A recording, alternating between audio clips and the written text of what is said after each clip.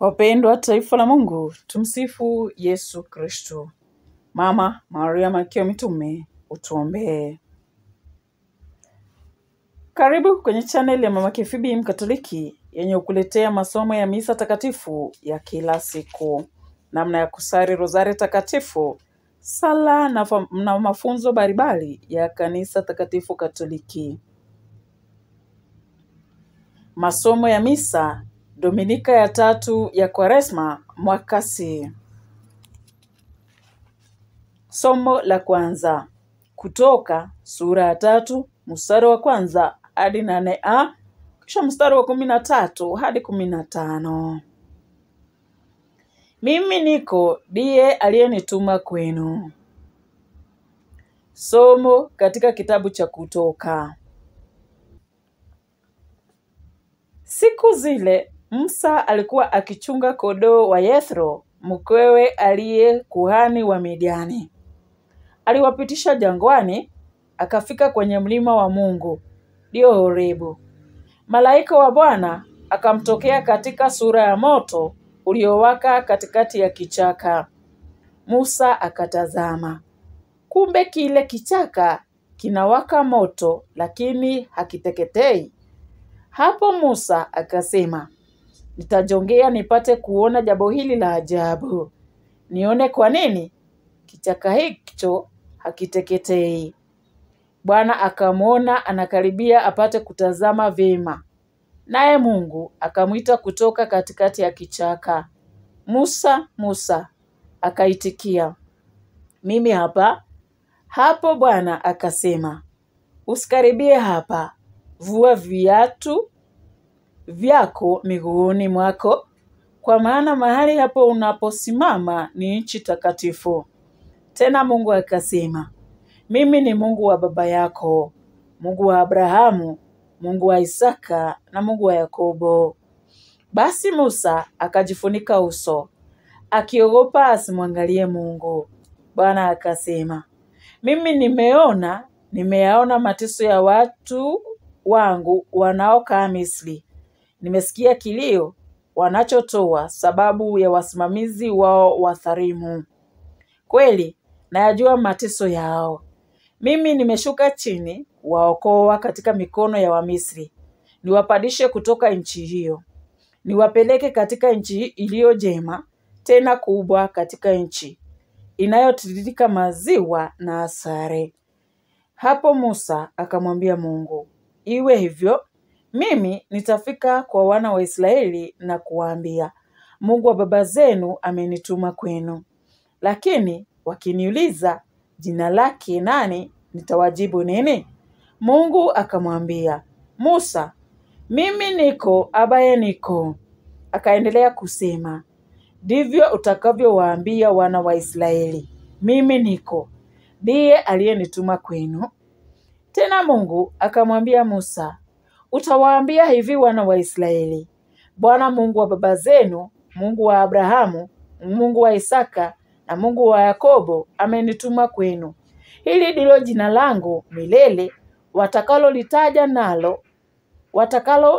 nalo vizazi vyote. Neno la Bwana. Tumshukuru Mungu. Zaburi ya kuitikizana. Zaburi sura ya 103 mstari wa kwanza na wa pili, 3 na 4, 6 na 7, 8 na 11. Kiitikio ni mstari wa 8a. Maneno ya kiitikio. Bwana ni mwenye huruma na neema. Bwana ni mwenye huruma na neema. Bwana ni mwenye huruma na neema.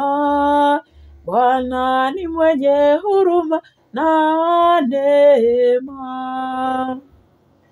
Kumsifu Bwana nafsi yangu, na yote yaliyo ndani yangu yarisifu jina lake takatifu.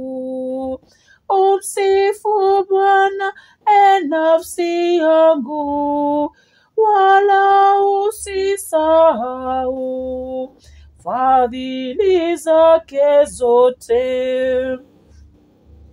Bwana ni mwenye huruma na neema. Bwana ni mwenye huruma na neema. Yeye anasamehe dhambi zako zote. Anaponya magonjwa yako yote. Yeye anaukomboa uhai wako na kaburi. Anakuvika taji la fadhili. Anakuvika taji la fadhili na rehema. Bwana ni mwenye huruma na neema. Bwana ni mwenye huruma na neema.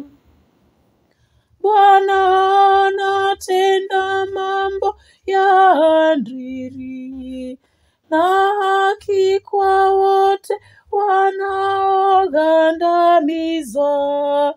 Alimjulisha Musa njia zake, wana wa Israeli matendo yake.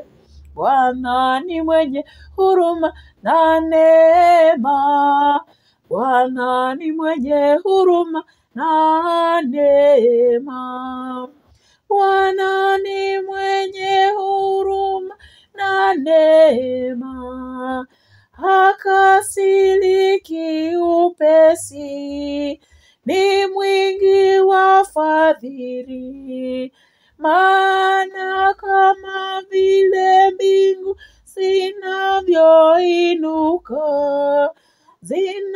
zinavyoinuka juu ya nchi, ndivyo wema wake ulivyo mkuu kwa wamchao. Bwana ni mwenye huruma na neema. Bwana ni mwenye huruma na neema. Somo la pili. Wakorintho wa kwanza sura ya 10 mstari wa 1 hadi wa 6, kisha mstari wa 10 hadi 12. Haya yote yaliyowapata wana wa Israeli pamoja na Musa jangwani yalitendeka kwa kutuonya sisi. Somo katika barua ya kwanza ya Mtakatifu Paulo kwa Wakorintho. Ndugu, nataka mjue ya kuwa baba zetu waliongozwa wote na wingu, na wote walivuka bahari. Basi wote walibatizwa katika wingu na bahari, wawe na wa Musa. Wote walikula chakula kile kile cha kiroho, na wote walikunywa kinywaji kile kile cha kiroho, kwa maana waliunywa mwamba wa kiroho uliofuatana nao, na mwamba ule ulikuwa ni Kristo. Lakini si wengi wao waliompendeza Mungu, hivyo waliangamizwa jangwani. Hayo yalitendeka kwa kutuonya sisi, tusije tukatamani mabaya kama wale walivyotamani. Wala msinungunike kama wengine wao walivyonungunika, wakawawa na mwangamizi. Haya yote yaliwapata kwa jinsi ya mifano, yakaandikwa yatuonye sisi tuliofikiwa na nyakati za mwisho. Kwa hiyo anayejiona amesimama na angalie asianguke. Neno la Bwana. Tumshukuru Mungu. Sifa na utukufu ni kwako Bwana. Sifa na utukufu ni kwako Bwana. Tubuni, asema Bwana, kwa maana ufalme wa mbingu umekaribia. Sifa na utukufu ni kwako Bwana. Sifa na utukufu ni kwako Bwana. Somo la Injili. Mwinjili Luka sura ya 13 mstari wa 1 hadi 9. Msipotubu nyinyi nyote mtaangamia kwa namna hiyo hiyo. Somo la Injili takatifu ilivyoandikwa na Luka. Utukufu kwako, Bwana. Wakati ule ule, baadhi ya watu walifika wakampasha Yesu habari ya Wagalilaya ambao Pilato alichanganya damu yao na damu ya sadaka zao. Akawajibu akisema, "Je, mwadhani ya kuwa Wagalilaya hao walikuwa wakosefu wabaya zaidi kuliko Wagalilaya wote, hata wakapatwa na mateso hayo? Na waambieni, sivyo. Lakini msipotubu, ninyi nyote mtaangamia kwa namna hiyo hiyo. Au mwadhani ya kwamba wale 18 ambao mnara wa Siloamu uliwaangukia na kuwaua walikuwa wakosaji kuliko wakazi wote wa Yerusalemu? Na waambieni, sivyo. Lakini msipotubu, ninyi nyote mtaangamia hivyo hivyo." Akasema mfano huu: mtu fulani alikuwa amepanda mtini katika shamba lake la mzabibu, kisha akaenda kutafuta matunda juu yake asione. Akamwambia mtunza bustani, "Tazama, tangu miaka 3 ninakuja kutafuta matunda katika mtini huo, nisipate kitu. Basi ukate. Kwa nini uiharibu ardhi?" Naye akamjibu, "Bwana, uache bado mwaka huu nipate nafasi ya kuupalilia pande zote na kutia mbolea. Ukizaa matunda, vema; usipozaa, ukate." Injili ya Bwana. Sifa kwako, Kristo.